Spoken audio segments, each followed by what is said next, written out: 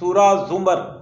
شروع اللہ کا نام لے کر جو بڑا مہربان نہایت رحم والا ہے۔ اس کتاب کا اتارا جانا اللہ غالب اور حکمت والے کی طرف سے ہے۔ اے پیغمبر صلی اللہ علیہ وسلم، ہم نے یہ کتاب تمہاری طرف سچائی کے ساتھ نازل کی ہے، تو اللہ کی عبادت کرو، یعنی اس کی عبادت کو شرک سے خالص کر کے دیکھو۔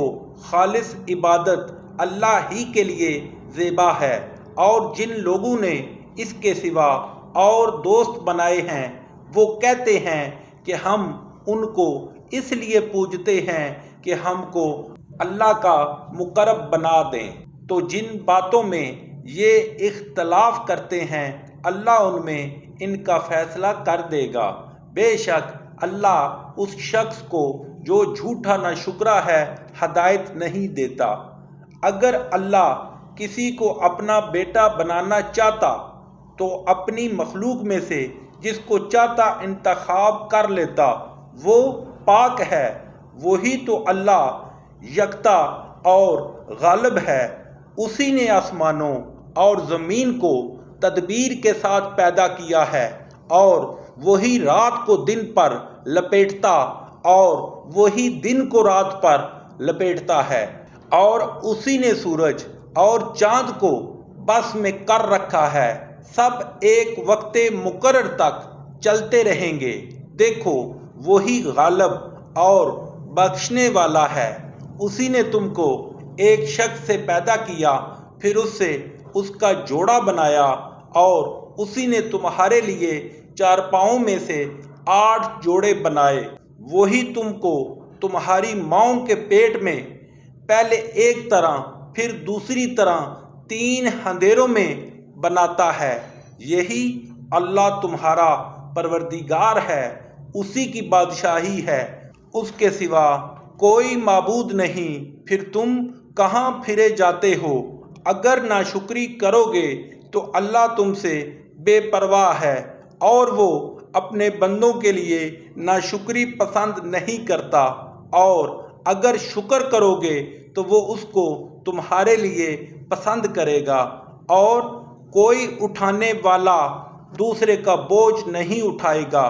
پھر تم کو اپنے پروردگار کی طرف لوٹنا ہے، پھر جو کچھ تم کرتے رہے وہ تم کو بتائے گا۔ وہ تو دلوں کی پوشیدہ باتوں تک سے آگاہ ہے، اور جب انسان کو تکلیف پہنچتی ہے تو اپنے پروردگار کو پکارتا اور اس کی طرف دل سے رجوع کرتا ہے۔ پھر جب وہ اس کو اپنی طرف سے کوئی نعمت دیتا ہے تو جس کام کے لیے پہلے اس کو پکارتا تھا اسے بھول جاتا ہے، اور اللہ کا شریک بنانے لگتا ہے تاکہ لوگوں کو اس کے رستے سے گمراہ کرے۔ کہہ دو کہ اے کافرو، نعمت اپنی ناشکری سے تھوڑا سا فائدہ اٹھا لے، پھر تو دوزخیوں میں ہوگا۔ بھلا مشرک اچھا ہے، یا وہ جو رات کے وقتوں میں زمین پر پیشانی رکھ کر اور کھڑے ہو کر عبادت کرتا اور آخرت سے ڈرتا اور اپنے پروردگار کی رحمت کی امید رکھتا ہے۔ کہو بھلا جو لوگ علم رکھتے ہیں اور جو نہیں رکھتے دونوں برابر ہو سکتے ہیں؟ اور نصیحت تو وہی پکڑتے ہیں جو عقل مند ہیں۔ کہہ دو کہ اے میرے بندو جو ایمان لائے ہو، اپنے پروردگار سے ڈرو۔ جنہوں نے اس دنیا میں نیکی کی ان کے لیے بھلائی ہے، اور اللہ کی زمین کشادہ ہے۔ جو صبر کرنے والے ہیں ان کو بے شمار ثواب ملے گا۔ کہہ دو کہ مجھ سے ارشاد ہوا ہے کہ اللہ کی عبادت کو خالص کر کے اس کی بندگی کروں، اور یہ بھی ارشاد ہوا ہے کہ میں سب سے اول مسلمان بنوں۔ کہہ دو کہ اگر میں اپنے پروردگار کا حکم نہ مانوں تو مجھے بڑے دن کے عذاب سے ڈر لگتا ہے۔ کہہ دو کہ میں اپنے دین کو شرک سے خالص کر کے اللہ کی عبادت کرتا ہوں، تو تم اس کے سوا جس کی چاہو پرستش کرو۔ کہہ دو کہ نقصان اٹھانے والے وہی لوگ ہیں جنہوں نے قیامت کے دن اپنے آپ کو اور اپنے گھر والوں کو نقصان میں ڈالا۔ دیکھو یہی سرے نقصان ہے۔ ان کے اوپر تو آگ کے سائبان ہوں گے اور نیچے اس کے فرش ہوں گے۔ یہ وہ عذاب ہے جس سے اللہ اپنے بندوں کو ڈراتا ہے۔ تو اے میرے بندو، مجھ سے ڈرتے رہو، اور جنہوں نے اس سے اجتناب کیا کہ بتوں کو پوجیں اور اللہ کی طرف رجوع کیا، ان کے لیے بشارت ہے۔ تو میرے بندوں کو بشارت سنا دو، جو بات کو سنتے اور اچھی باتوں کی پیروی کرتے ہیں، یہی وہ لوگ ہیں جن کو اللہ نے ہدایت دی، اور یہی لوگ عقل والے ہیں۔ بھلا جس شخص پر عذاب کا حکم صادر ہو چکا، تو کیا تم ایسے دوزخی کو مخلصی دے سکو گے؟